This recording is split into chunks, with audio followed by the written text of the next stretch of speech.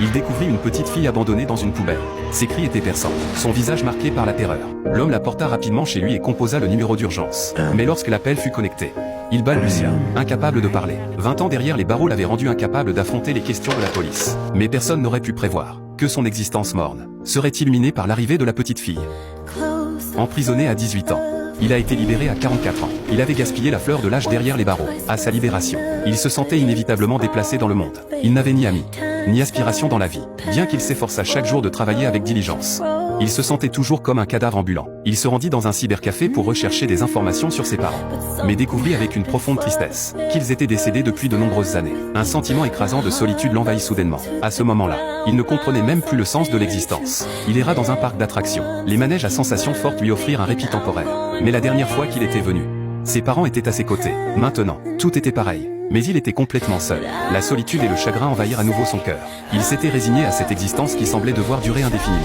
Jusqu'à ce qu'une nuit, il entende soudain les pleurs d'un bébé. Russell s'approcha prudemment de la poubelle. Il souleva le couvercle. Les cris du bébé s'intensifièrent. Surpris, il referma brusquement le couvercle, se sentant complètement perdu. Il attendit d'être certain que personne ne se trouvait à proximité, avant de rassembler son courage pour l'ouvrir à nouveau, en retirant délicatement le tissu qui le recouvrait.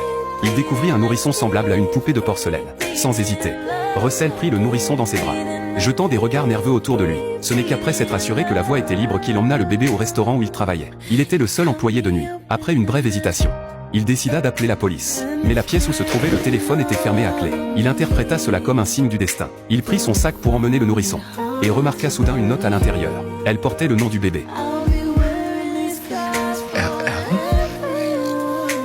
Russell courut chez lui avec Ella dans les bras. Il la posa doucement sur le lit.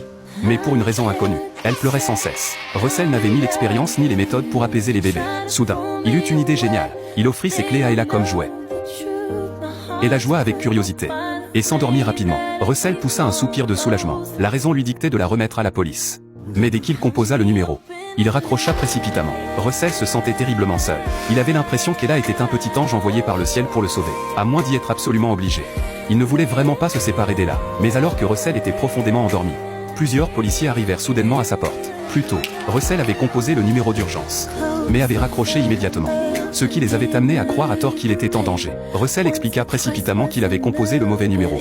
Mais à ce moment-là, on entendit Ella pleurer. Russell se tendit instantanément. Il craignait sincèrement que la police n'emmène Ella. Heureusement, les agents ne semblaient pas trop méfiants. Au contraire, ils conseillèrent à Russell, un bébé qui pleure comme ça a peut-être des gaz. Essayez d'abord de lui frotter le ventre, puis achetez peut-être un médicament pour l'aider. Voyant Ella pleurer sans relâche, Russell lui frotta timidement le ventre. Mais cela ne la calma guère. Il essaya alors rapidement de lui chanter une berceuse. Peu à peu, Ella a vraiment arrêté de pleurer, et s'est même endormie profondément. Le lendemain, à l'aube, Ella s'est remise à pleurer. Russell a pensé qu'elle avait faim. Alors il a rapidement rassemblé toutes sortes de choses étranges à lui donner à manger. Ce n'est qu'après avoir consommé plusieurs petites boîtes de lait concentré, que la petite s'est enfin endormie.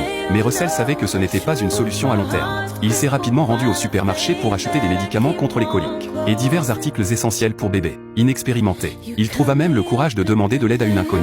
La femme lui transmit gentiment une mine d'informations sur les soins au bébé. Et Russell ressentit enfin un peu de confiance, pour devenir un père compétent. Russell se mit à étudier frénétiquement les soins au bébé. Il apprit même maladroitement à rechercher des informations en ligne. Il voulait savoir comment il pouvait adopter Ella légalement. Mais il semblait qu'en tant qu'homme célibataire avec un casier judiciaire, et un homme célibataire comme lui n'aurait jamais l'autorisation d'adopter une fille. Russell se sentit profondément découragé. Il redoubla d'efforts pour s'occuper d'Ella. Un jour, après lui avoir donné son bain, il lui demanda soudain, sur un coup de tête, si elle aimerait voir la mer. En vérité, c'était le souhait inassouvi de Russell lui-même. Hélas, avant que son père ait pu l'emmener sur la côte, Russell avait été emprisonné. Yeah? You want to?